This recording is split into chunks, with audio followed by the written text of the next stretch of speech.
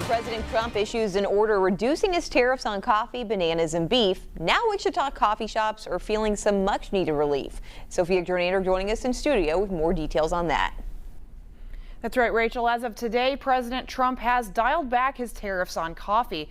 I spoke to one local coffee shop about how this is going to affect them and when you can expect to see this order affect your wallet. We're very excited that it's some relief. Worried about rising coffee prices? You might soon see those prices drop, thanks to an order President Trump signed that's set to cut his tariffs on Guatemala and Argentina. We have seen some impact from those countries. Some had some pretty high tariffs. Greater Grounds here in Wichita says they've been affected by these tariffs.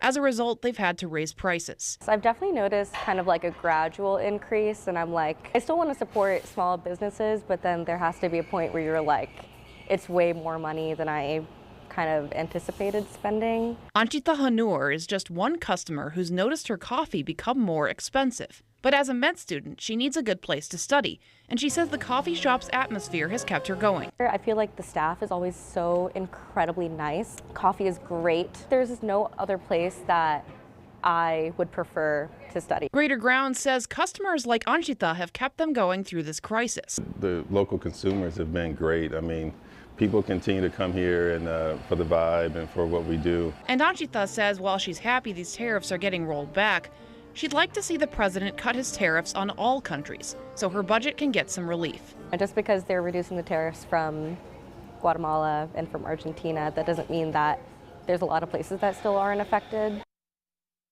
Even though President Trump signed this order today, you might not see it affect your wallet for a few months. It will likely take effect once prices hit the ports, so you can expect to see a change in the beginning of 2026.